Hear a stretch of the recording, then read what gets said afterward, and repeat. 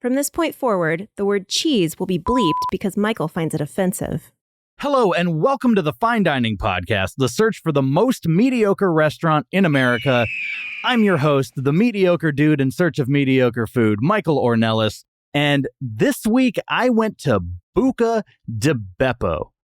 And I brought a friend with me. He tours all over the country, and you can see him do stand-up comedy. He's the host of Another Late Show Tonight, his own talk show, stand-up comedian Mike Perkins. How you doing, Mike? I'm doing great, man. Thanks for having me. You're welcome. Thanks for coming on. Thanks for stomaching a... I'm still stomaching it. It's still... I feel like I invite people on the podcast to tolerate a meal with me. So thank you again for treating me to... That's what we did. Yeah. Buca di Beppo. I brought the most Italian guy I could find, and it's a half Italian guy. I'm a quarter. Between you and I, we make up not even a full Italian man. But that's what you get in L.A., baby. But that's what you get. We're all just a bunch of mutts. Yeah. What'd you, like, we're going to dive in, and we'll, like, learn the specifics. But overall, this place wowed you, right? It did. I'd never been there before, my first time, because I'm from the East Coast, so like I've had actual Italian food. Shots fired. So shots fired, baby. For the longest time, I thought it was called Buca di Beppo. I thought it was a P in there. Were you like confusing it with Pet Boys or something? Because everything tastes like tire rubber. I think they use their oil in there too. Tastes like an oil change. Yeah. Do you want oil or vinegar? I was like, is this like... We should go write a Yelp review. This place tasted like a Pet Boys. Is this synthetic? I'll take the full synthetic linguine. Thank you so much. Jesus. No, I just thought it was Buca di Beppo for the longest time, but it was whatever. Yeah. That's about as much as you need. Fine dining party of two. You know what? Let's just dive into it. Our table's ready. Your table is ready. Follow me. Have you tried our chicken breast? Serving pancakes and ribs, I recommend the spaghetti. We're here to satisfy, not to impress. Your table is ready. Complimentary butter and bread. These walls have road signs. Knick-knack, cowboy hat, good luck cat, autographed guitar, some crap from your city. Behold the tchotchke of mediocrity. Fine dining, just fine dining, fine dining. Two letters on the sign are shining. Neon flickering, irregular timing. Identify the perfect five out of 10. Fine dining. Fine dining. And now for a quick word from my friends over at the Oz9 podcast. How does a massive alligator go missing? Remind me again why we're doing this? I'm from Minnesota. We like our lives as neat and as open as the inside of a freshly cleaned walleye. Do you know, I am now the only assassin aboard the ship. What are you doing, Elaine? It's Joe I want to watch. And I want to know what side he's on when the ship hits the fan. Robbie, aren't they the most ridiculous people I've ever met? It's not my fault. Something's got me.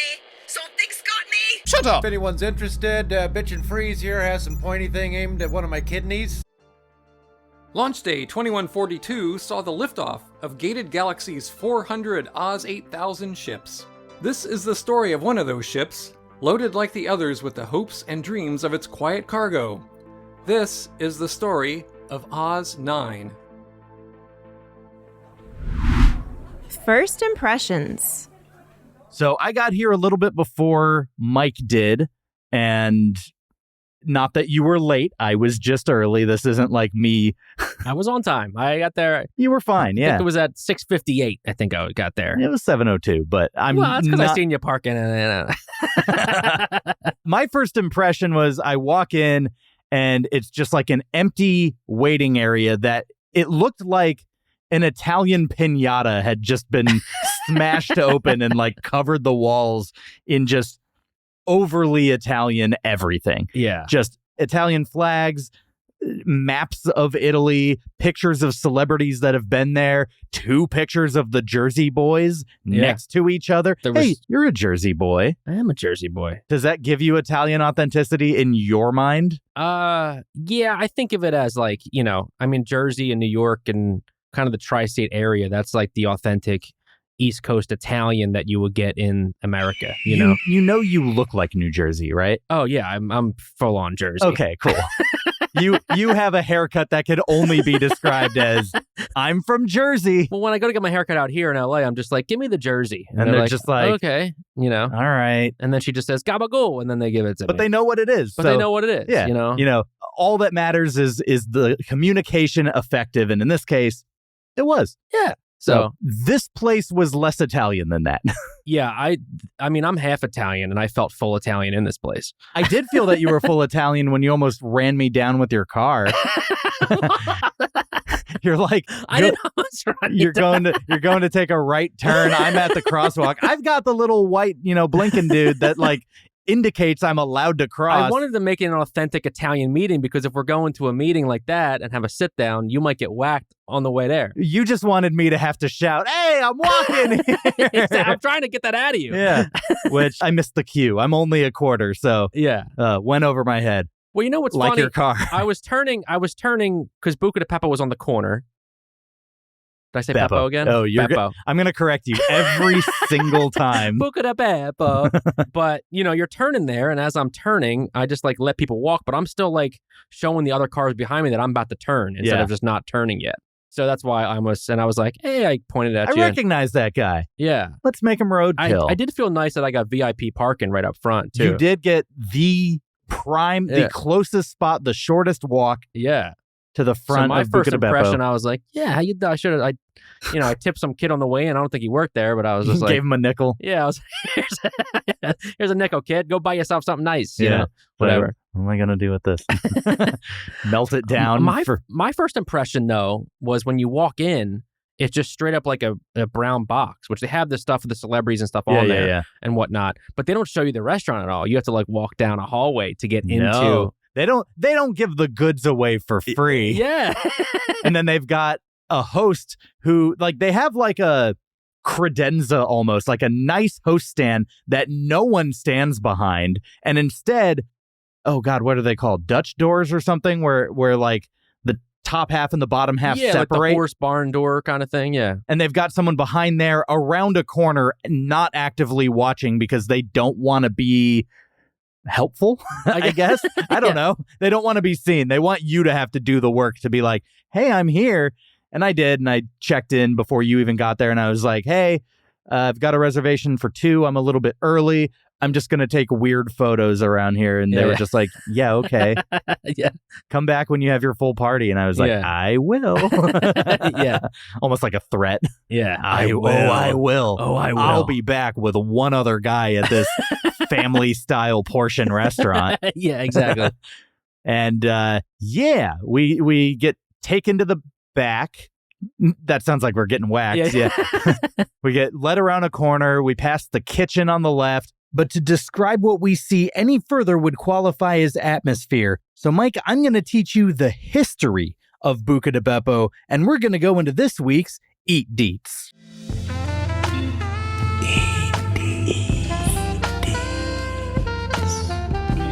Eatery details. So, are you ready to hear some eatery details, some Eat Deets? Ooh, the eatery deets, the Eat Deets, baby. Deets. I love it. Eat Deets. So, unlike pretty much every other restaurant I've covered so far, Buca di Beppo doesn't mention the name of its founder on its website. That may be because, despite the food, the name, which roughly translates to Joe's Small Place in Italian, the pictures of Italian-American icons on the wall, and the canned Italian conversations that play in the bathroom, Buca di Beppo's founder has no relation to Italy whatsoever. Wait, that's what it means is Joe's Small Place? Yeah. And by the way, the founder, who I will get to, is not named Joe. And more specifically, there's a very convoluted way that you get to Joe's Small Place. Buca means whole, and Beppo is a nickname for Giuseppe, which is the Italian translation of Joseph. Yeah, I know. Like how Miguel is the Spanish Michael. Well, my brother's name's Joe, so we used to call him Giuseppe. But it really just translates to Joe's Hole. Joe's Hole. They should have just named it Joe's Hole. They should have named it Joe's Hole. Come on down to Joe's Hole. We got all the deals you want. It's huge. Every hole's a goal. Eat Deets. Phil Roberts, not Joe, founded the place in 1993, seeking to replicate the red sauce joints of his college days. Basically, the old phenomenon of family-owned Italian restaurants in the Midwest that had diminished by 1993. Except he purposefully sought to create an over-the-top version of these spots to poke gentle fun, his words, at them and also make them a little less fancy. So just make fun of Italians? Poke gentle fun? Basically, yeah. And by the way, a lot of this background, I'm going to be referencing quotes from an article from Bon Appetit. They did like a pretty comprehensive dive on Phil Roberts and the restaurant and stuff like that. So it was made in the 90s? I thought it's been around forever. It has the vibe of a place that's been around forever. It has the vibe. It's been like... But it's because those places died out that he really wanted to create, I guess, in the void left by a lot of these restaurants shifting away from like the red sauces and the... See, what I would have thought was I would think Buca di Beppo was like, it was a mom and pop place. And then now that nobody owned it except for this Phil Roberts guy in 93, you think it was like a mom and pop place. And once like the original like grandmom died, they're like, let's fucking make it a chain restaurant. We're going to keep it going. You know, the kids don't give a shit. And who cares if it's Joe's Hole, you know, like whatever. Let's just refer to it as Joe's Hole from now on. It's Joe's Hole. Yeah. A charitable reading of his motive would be that he wanted to create a deliberately casual restaurant, like in a good way, a place where you didn't have to dress up, but still served you high-quality food. Yeah, I don't think they really care about the dress code when we went in there. I also don't think they care about high-quality food. Exactly. The more you think about it, this makes total sense. There's a Pope's table in every restaurant that features an enormous bust of the Pope right in the middle. The concept for that joke originally came from Phil Roberts, not an Italian guy. So Phil was just like, you know what Italians love is... The Pope. The Pope. Italians love religion. Let's dedicate a room to it. Yeah. God. From their God bless Phil Roberts. God bless. Does he? No, he doesn't care. He's not. Is he he's Jewish? Not Catholic. Is he Jewish? He's Lutheran. He's Lutheran. Okay. Yeah. So from their website, it says, not only will you be treating your taste buds to great Italian food, our decor will feed your funny bone. Oh, Jesus. Here's the thing, though. I don't necessarily disagree with that. I got a good laugh at a decent amount of the decor. It's very tacky. I think that was the only fun thing of the place. We'll get into it, but we'll talk about it. There atmosphere. was so much decor on the wall. Yeah, like that's an obscene amount of decor. Like no spot left, and not even just an obscene amount of decor, but some obscene decor. Obscene decor. You go in the bathroom, and there's a lot of butts. There are so many asses just in picture form. Some of them kids' asses. Yeah. None of them pornographic, but they're like, similar to that sunblock where the dogs. I was just thinking, where the dog's pulling the little girl's butt or whatever. Yeah. Pulling her butt. Well, not her butt, but like pulling her underwear down, which is which is weird if you think about it. It's super weird. Yeah. But it's really kind weird. of a relic of that time where it was just like innocent baby butts. Yeah. Like I didn't feel creeped out by the butts. It was a choice. Yeah. But Innocent Baby Butts is also an improv team, I think. I think they're innocent. Yeah. And hey, guys, we're Innocent Baby Butts, and all we need is a suggestion of anything at all. And they always team up with Joe's Hole. Baby Butts, Joe's Hole. It's a crazy Tuesday at UCB. Eat Deets. A quote, an important part of Italian culture is gathering around the dinner table. This is why we've integrated a few special tables into each of our restaurants, including our most famous, the Pope table, located at the corner of the Pope room, of course. Not everything needs to be themed. Yeah, it's a cool thing that you're like, hey, you can have different rooms for your big family, but it's also like every room is just super weird, and you're like... And kind of not cohesive. It's basically like, what are all the Italian stereotypes? We're going to dedicate a room to this is one Italian stereotype room, and this is another Italian stereotype room. I don't know if you saw, but the room left of the Pope's table room, the entire ceiling was wine bottles. Oh, yeah. Like a thatched roof of all wine bottles. That was the one you walked in and had a picture of Al Capone there. Yeah. Eat Deets. Catholic priests used to actually bless every new location up until 2012. Every location was officially blessed. Get the fuck out of here. There's no way. They would bring in a priest. Yep. Oh my God. They'd give him heartburn and then they tell him, can you please, God, can you bless this place? The authenticity that they don't have, boy, are they trying, though. I think they damned the place. I think that's what they did instead. I think they were just like... There were a lot of upside down crosses. Yeah, exactly. Oh my God. All that being said, the original chef was actually from Milan, which is in Italy. Okay. If you didn't know. Yeah. Vittorio Renda brought authentic family recipes and made them over the top to match the kitschy decor. For example, he made the meatballs enormous and threw way too much cheese on the garlic bread. Like, how could this not succeed in America? So he decided to take the great recipes and ruin them. He was just like, let's scratch this out and add a ton of shit. And like, let's overcook it all to shit. Yes. Yeah. Eat Deets. The architect and interior designer was Phil's son. He's Yale educated, where apparently he learned to scour flea markets to find old black and white photos of random Italian families to decorate the walls. Yeah. Like, was that a major? Well, he's from Yale, so I guess he saved money on that one. He knew. Yeah. Yeah. And now, a word from our totally not made up sponsor. Greetings, Harrison Augustine Flying Money Wad Emoji Arrylius the 14th back once again to help all of you working class walk a kilometer in my Ferragamos. Buca di Beppo's founder's son is Yale educated. No wonder he could only get a job via nepotism, what with his lower education and all. My degree is from a school whose name is only pronounceable if you've been taught the secret language of the lizard people that run the Illuminati. But any job is contemptible. I can't quite remember what it was like when I used to have one. It was so long ago. When you retire at the age of 11 and enter a post-labor lifestyle, you tend to block out the before times. When my father Harry first patented and aggressively took credit for inventing the smiley face emoji, I knew the panhandling was behind me. And they say I've grown out of touch, only literally, as I refuse to let anyone make contact with me unless they're in my tax bracket, or my team of masseuses. Here I am today, a true rags to unimaginable riches tale, as inspiring as the day is long. And speaking of long days, I must be going. I've got a private jet waiting to fly to Kiribati to be the first person to enter the new year, and then off to the Line Islands to be the last, just because I can. And because I've greased the right palms, this is all on the taxpayer's dime. Toodaloo. With the immaculate concept complete, the first Buca di Beppo opened its doors in Minneapolis. Though the basement location was cramped, it was wildly successful. I love how it's so far Midwest away from New York and Jersey.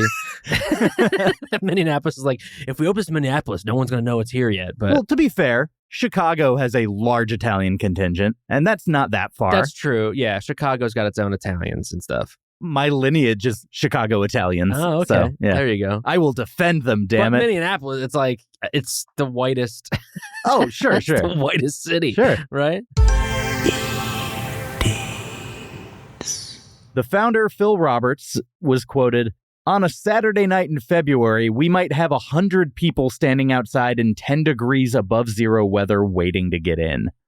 That's how popular this original... It was a basement because location. Everyone's trying to finish their giant bowls. That's exactly why. Yeah, it's not a wait because of demand. Yeah. It's a wait because it's like challenge eating. Yeah, and they give each room to one family. Yeah. That's why people are waiting outside. Yeah. Eat Deets. With success came rapid expansion. In the year 2000, the chain sold more Chianti, a very dry Italian red wine, than any other restaurant in the country. Well, you need to drink a lot to be able to handle the food that you eat. You're really coming down on this place. I mean, to be fair, I've made a couple comments there. It wasn't bad. It was okay.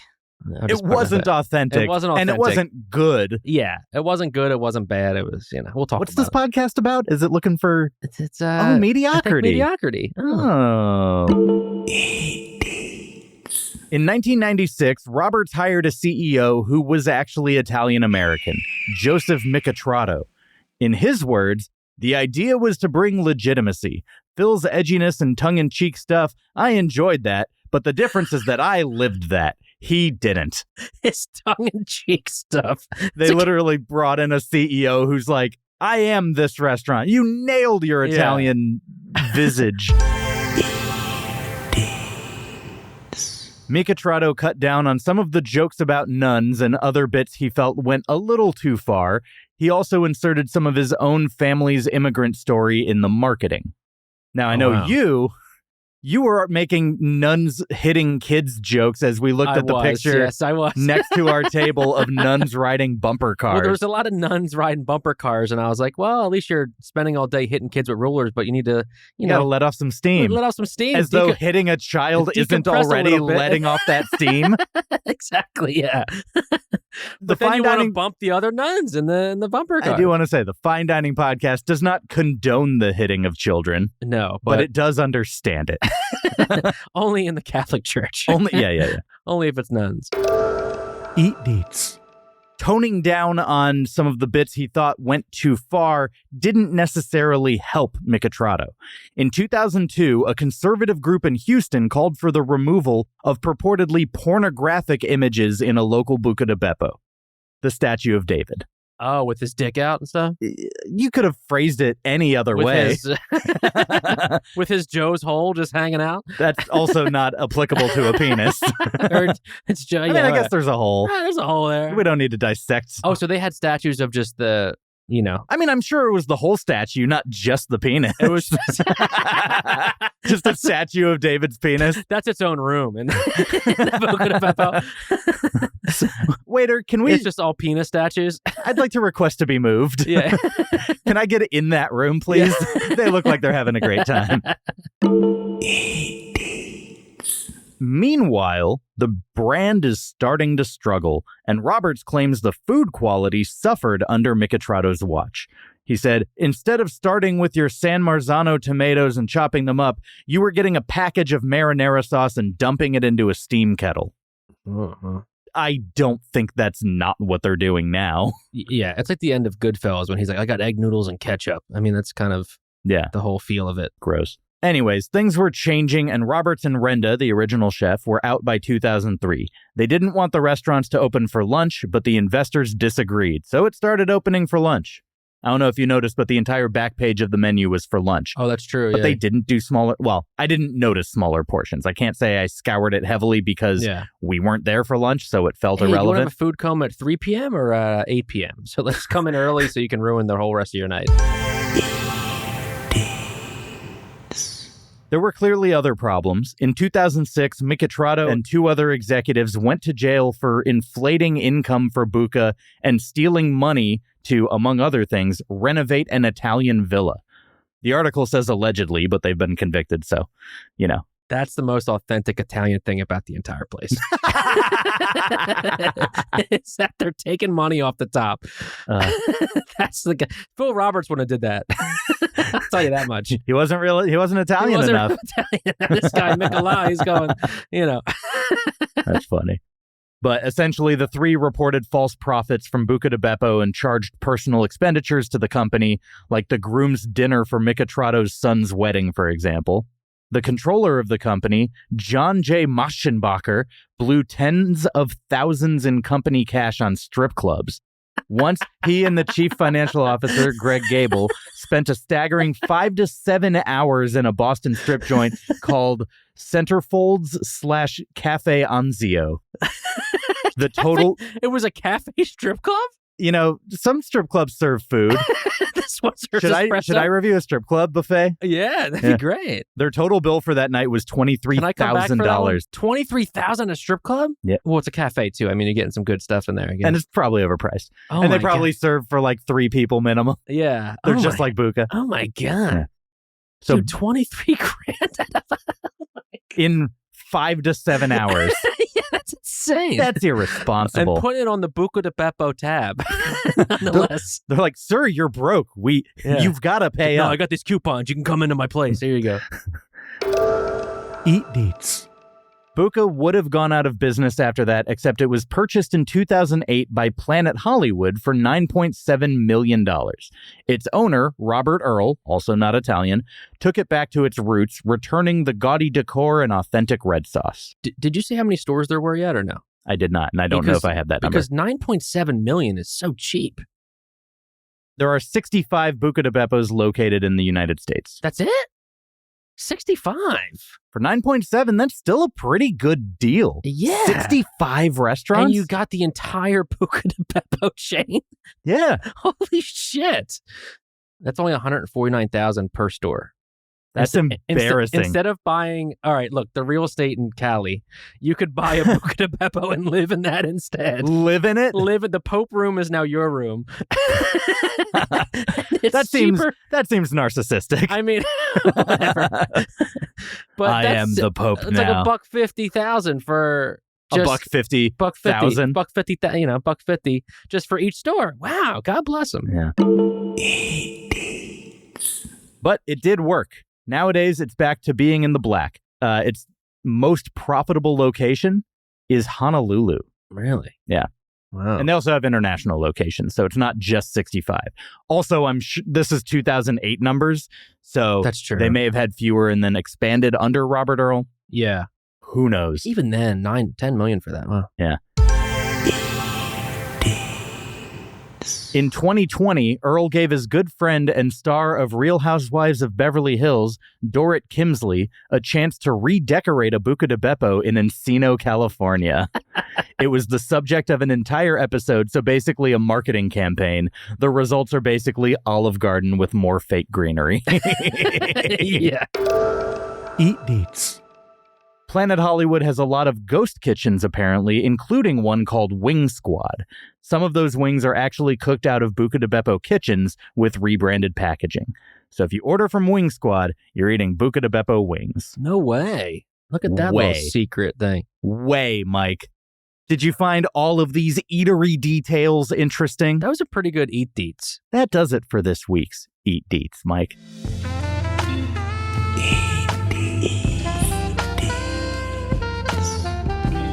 Eatery details. We need a little yelp from strangers. A 1-star, 2-star, 3-star, 4 or 5. So get a little yelp from strangers. A little yelp. Give us those complaints while you literally whine and die. Yelp! All right, this is Yelp from Strangers, where we turn to Yelp and read out our favorite 1, 2, 3, 4, and 5-star Yelp reviews from the very Buca di Beppo that we dined at. Mike, do you mind if I start us off with a 3-star review right in the middle? I love it. 3-star review. All right, this review is from Victoria C. from Huntington Park, California. This is May 15th, 2020. 3 stars. I'm going to join the recent reviews for the past couple of days and say, preach! What a mess y'all were this Mother's Day. My story is pretty much the same as the recent reviewers.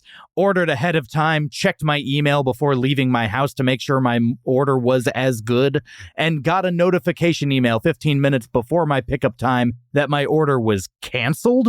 Frustrating? Hell effing yes. I do not exaggerate when I say it was a big ol' mess. I right away told my baby daddy, fuck this, let's get our money back and get my mama something else. My baby daddy. Yep. But I called mama and she was down to wait.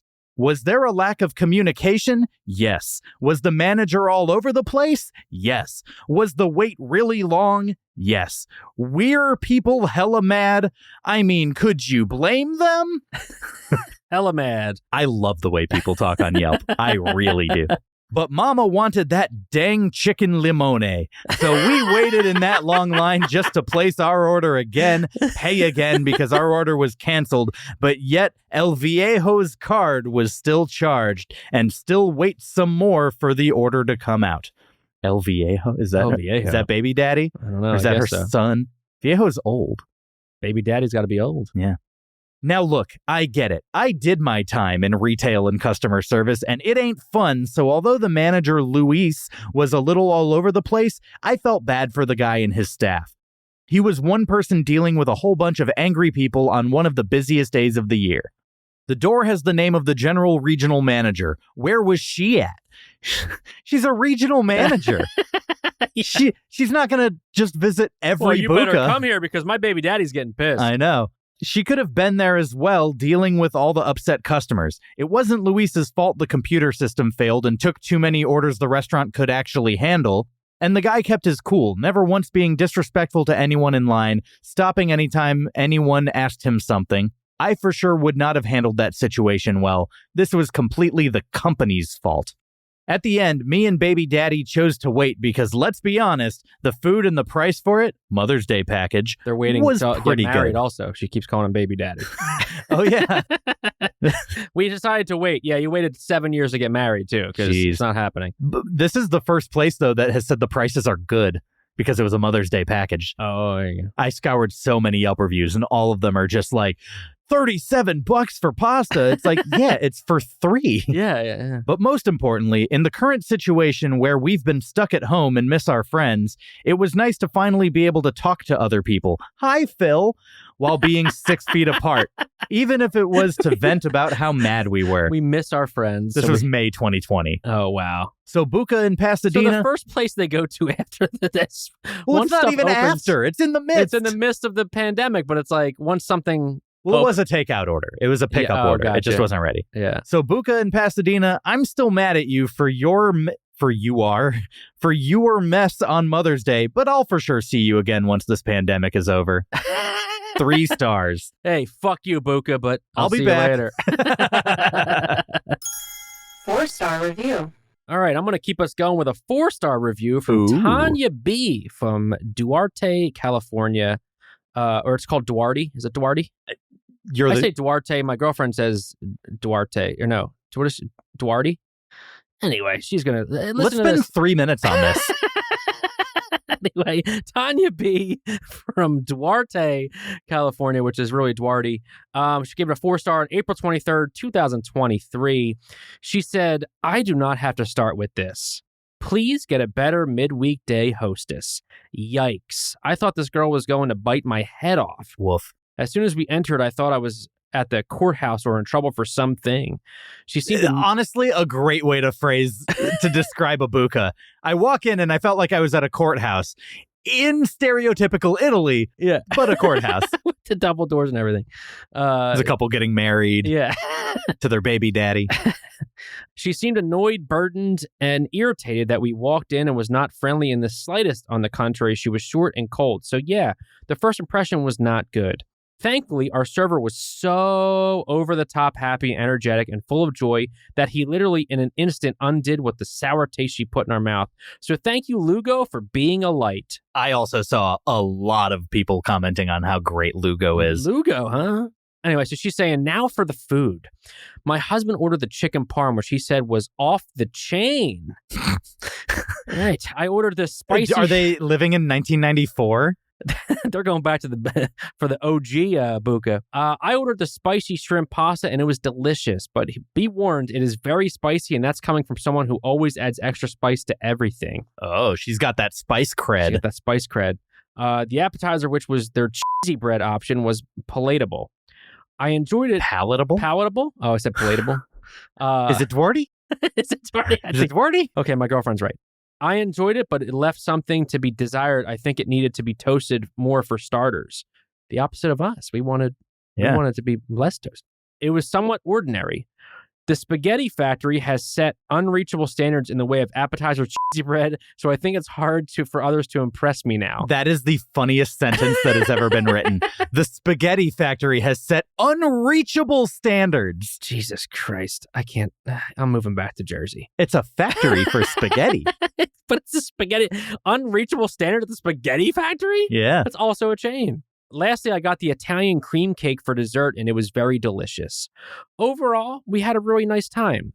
As a last note, if you have conservative values or small children that you want to protect, I would highly suggest sitting outside. What, are they going to kill your kids? No. Keep going. In my opinion, the artwork and decor is disturbing. In the few moments it took me to get to and from the bathroom, I saw artwork of a topless woman. Mona Lisa, baby. Tits out. Topless woman nipple and all. And it was not an old school statue type. It was from about the 50s or 60s. Nudity was only okay if it's from really long in the past. People holding up the middle finger in artwork and an unsettling amount of pictures of babies doing inappropriate behavior. There was a baby flipping the bird. Oh, really? Yeah. Oh, okay. It was giving me pedo vibes, to be completely honest, and the decapitated Pope's head was absolutely creepy. It's not decapitated. It's a bust. Yeah. Have you never seen a bust before? It wasn't bleeding on the bottom of it. Jesus Christ. With all that said, if you eat outside, you can enjoy yourself here and have good food. And she put a bunch of pictures of all the food there. I've seen it in person. Love it. I've seen their food up close. I had to eat it a couple nights ago and then had more leftovers today. You can go download our full Yelp from Strangers segment at our Patreon. The link for that is in the description of this episode, or you can go to patreon.com/finediningpodcast. And we're now offering a 1-week free trial, so what do you have to lose? Go check it out. People have wild opinions, and we get to read oh so many of them. Thanks.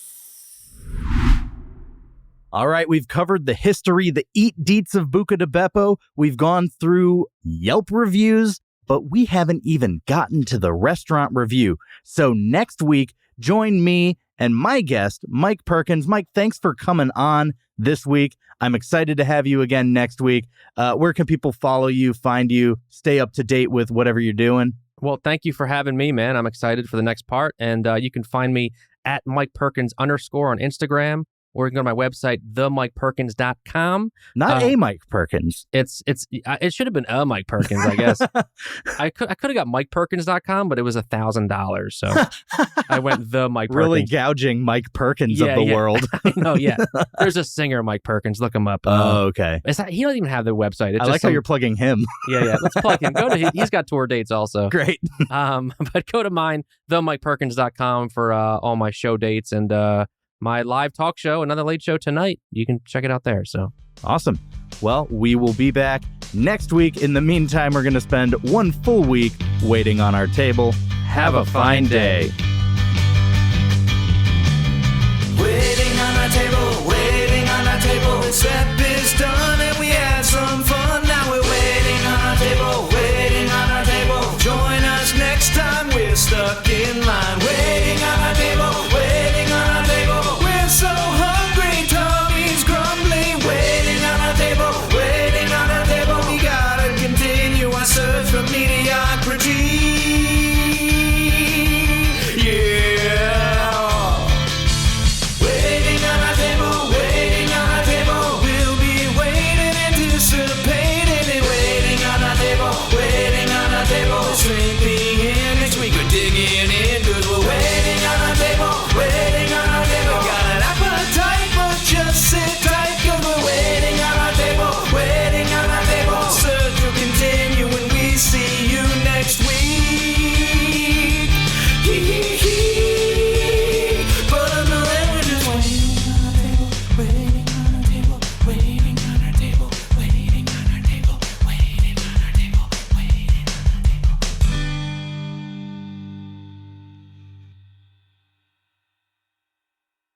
Have a fine day.